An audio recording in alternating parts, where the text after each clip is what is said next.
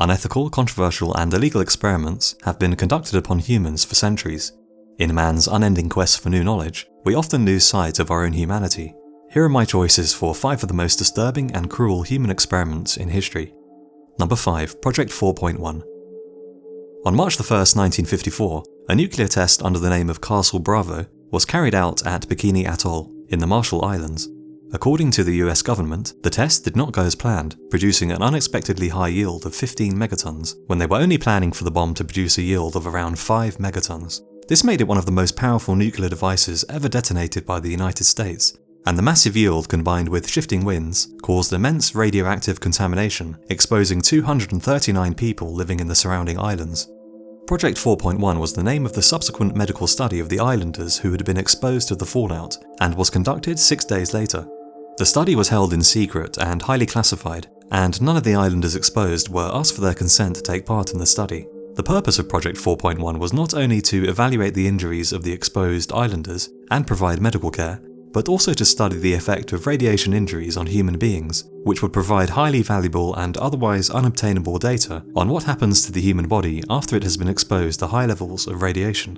This convenient silver lining to the tragedy has led to accusations that the Bravo nuclear test and the subsequent exposure of islanders to radiation was actually intentional, as the US government, which was gripped by the Cold War at the time, was desperate to develop medical capabilities for treating people exposed to radiation in the event of a nuclear war with the Soviet Union. This accusation was not without evidence. It took 3 days for people to be evacuated from the contaminated islands, allowing plentiful time for exposure, and perhaps most damning of all, decades later in 1994, a reference to Project 4.1 was found in a document dated at 1953, which was a whole year before the detonation of Castle Bravo took place. So how could a reference to the medical study of the so-called accidental exposure show up before the exposure had even taken place? Critics point to this as being evidence that the exposure of islanders to radiation was actually intentional. However, the US government has denied the claims, stating that the reference to Project 4.1 in the 1953 document had actually been added at a later date. There are also doubts about how a nuclear bomb could produce a yield 3 times greater than planned. Could such a huge mistake really be made, or was the massive yield planned in advance? Signs of radiation sickness such as hair loss and skin damage quickly became visible amongst those exposed to the fallout, and in the years following Project 4.1, incidents of miscarriages and stillbirths doubled, and it's estimated that over half of cancer cases amongst the exposed islanders were caused by their exposure to radiation as a result of the nuclear test. Number 4. The Tuskegee syphilis experiment. Run between 1932 and 1972, the Tuskegee syphilis experiment was a clinical study that was originally planned to observe and record the effects of syphilis, with the hope that any information obtained might lead to medical breakthroughs. When the study began in 1932, not much was known about how to treat patients suffering with syphilis, and a cure was still unknown. The US Public Health Service began the study by enrolling 399 poor and uneducated African American men suffering from the disease, enticing them with promises of free medical care, meals, and burial insurance. Many of the men had never seen a doctor before, so such promises seemed generous, and many people leapt at the opportunity. Although the study might sound benevolent, further digging begins to show its more sinister side. None of the infected men were ever told that they had syphilis, and instead were simply told that they were being treated for bad blood.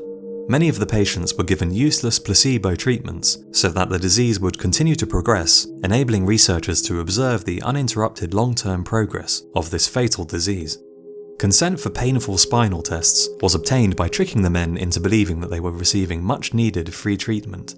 Letters were sent out to patients, warning them that they were about to miss their last chance for special free treatment.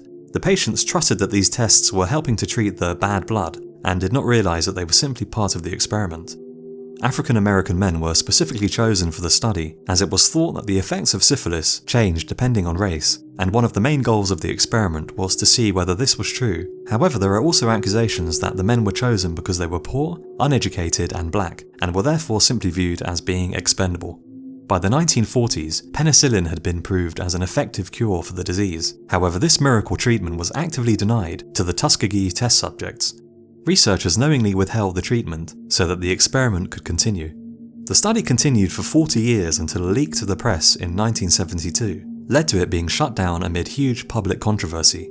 Of the original 399 men, 28 died as a result of untreated syphilis, and 100 more died from related complications. 40 women married to test subjects had contracted the disease, and 19 children had been born with congenital syphilis. Number 3. The Stanford Prison Experiment. The Stanford Prison Experiment was set up to assess how ordinary people would conform to the role of prison guard and prison inmate. The experiment was designed to simulate prison life as closely as possible and was held in a basement at Stanford University in 1971. 24 male college students were recruited for the experiment, 12 guards and 12 prisoners, with Professor Zimbardo playing the role of superintendent. The roles of guard and prisoner were randomly assigned, and those given the role of prisoner were subjected to a mock arrest where they were taken from their homes and charged with armed robbery. The local police department carried out the arrests, and the students had their fingerprints and mugshots taken, just as any ordinary criminal would. The student prisoners were then transported to the mock prison in the basement of the university, where they were strip searched and assigned prisoner numbers. The guards were instructed not to physically harm the prisoners, but other than that they were allowed to do whatever they deemed necessary to maintain order in the prison. Within hours of the experiment starting, guards began to behave in an increasingly authoritarian and sadistic manner, and many of the prisoners passively accepted the abusive treatment that they were receiving. Pointless and boring tasks were issued as a way to dehumanize the prisoners, and push-ups were used as punishments. The guards even banned the use of toilets, instead making prisoners use a bucket in the cell. As conditions deteriorated, mattresses were removed, forcing prisoners to sleep on the concrete floor, and in some cases prisoners were even forced to strip naked. Harassment and intimidation became normal behaviour, and 2 of the prisoners quickly dropped out of the experiment, showing signs of emotional trauma. Prisoners rapidly accepted their roles, and realising that they had little control over what happened to them, began to stop responding and appeared to just give up. Professor Zimbardo also seemed to have been affected by the experiment, as he permitted the abusive behaviour to continue instead of intervening in his role as the superintendent, and he only shut down the experiment after the intervention of his girlfriend, who pointed out how bad the conditions and the treatment of prisoners had become. It was later noted that out of 50 people who had observed the experiment, she was the only one who had even questioned its morality. The experiment lasted just 6 days out of a planned 2 weeks, and many of the guards were visibly upset that it ended early, as they seemed to have been actively enjoying exerting power over their fellow students. What's so disturbing about this experiment is not just how quickly power can affect a person's behaviour, but also how quickly and easily humans can submit to the slightest perceived authority, whether that authority is real or imagined. The students playing the role of prisoner knew that they could walk out at any time, yet they still deferred to the perceived authority of the guards, who were nothing more than fellow classmates. Number 2. MKULTRA. Created in the 1950s, MKULTRA was the codename given to a series of human experiments conducted by the CIA and has since been described as an illegal mind control program. In response to Cold War fears that the Russians and Chinese were already developing expertise in mind control technology, the CIA began experimenting on American citizens in an attempt to develop drugs and techniques that would give them the ability to control human behaviour. The experiments often involved administering drugs such as LSD to an unsuspecting subject, as well as techniques such as hypnosis, isolation, sleep deprivation, and torture, in an effort to manipulate the subject's state of mind and thus alter their behaviour. While this may sound like something from a conspiracy movie, the facts are real and documented. In 1977, a Freedom of Information Act request revealed 20,000 documents relating to the MKUltra program, and Senate hearings on the program were held later that year. One of these documents gave some idea of the huge scale of the project, giving details on the use of drugs to promote illogical thinking and impulsiveness in order to discredit a public figure. Also mentioned were drugs which cause the victim to age faster or slower, substances which can cause brain damage and permanent or temporary loss of memory, and drugs which can cause ambition and working efficiency to be lowered in the target. LSD was a particular favourite, as the CIA understood that the drug could distort a person's sense of reality, making them far more easily exploited and subject to mind control.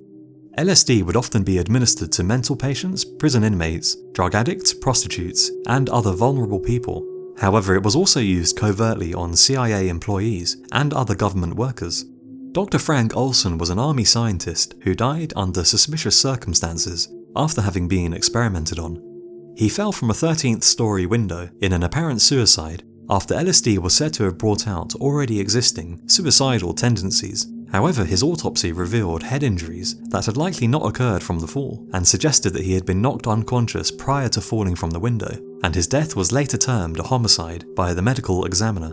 This has since led to accusations that he was murdered by the CIA after he had expressed a desire to leave the MKUltra program. As most of the MKUltra records were destroyed by order of the CIA director in 1973, establishing a complete understanding of the activities carried out by the over 150 different sub-projects that made up MKUltra is near impossible. However, the little that we do know is enough to cause great concern about what goes on behind closed doors at government research facilities. Number 1. Unit 731. Unit 731 was the code name for a biological and chemical warfare research unit of the Japanese army during World War II. It carried out a huge number of cruel and lethal human experiments upon men, women and children from areas occupied by Japan. The majority of its victims were taken from China, Korea and Mongolia, although Russian and Allied prisoners were also subjected to these horrific experiments. It's estimated that at least 3,000 men, women and children died as a direct result of the experiments carried out at Unit 731 research facilities, with as many as 250,000 potential victims from all field-based experiments. The range of experiments carried out was diverse and sickening. Thousands of people were subjected to vivisection, which was usually carried out without anesthesia and after previously infecting the test subject with the disease. The body would be cut open while the victim was still alive, and organs would be removed and studied to assess the impacts of the disease being analysed. Prisoners would also have limbs amputated so that the researchers could learn more about blood loss, and bizarre procedures were sometimes carried out in which body parts would be reattached on opposite sides of the body. To study the effects of sexually transmitted diseases, male and female prisoners would often be infected with diseases such as syphilis and forced to pass it on to uninfected prisoners of the opposite sex. Anyone who refused this order would be shot. Female prisoners would often be forced to become pregnant so that the process of diseases being transferred from mother to fetus could be studied, while others would be deprived of food and water to see how long a person could survive. Burning people to death, freezing them, and testing various poisonous gases were all part of the disturbing experiments carried out. Prototype weapons would also be tested on anyone unlucky enough to fall into the clutches of Unit 731, and grenades, flamethrowers, and germ bombs were all tested and enhanced via human experimentation. In one extremely deadly test, plague fleas, cholera, and anthrax were encased in bombs and dropped on Chinese populations, killing several 100,000 people in the resulting epidemics, and there is even evidence that such germ bombs were being prepared for use on the US East Coast. After the war ended, many of the researchers involved in Unit 731's human experiments escaped justice for their war crimes and were given immunity by the United States in exchange for sharing all they had learnt from their years of cruel experiments. So there are my choices for 5 of the most disturbing human experiments. Let me know what you would have included in the list in the comments below, and I'll see you again on the next video.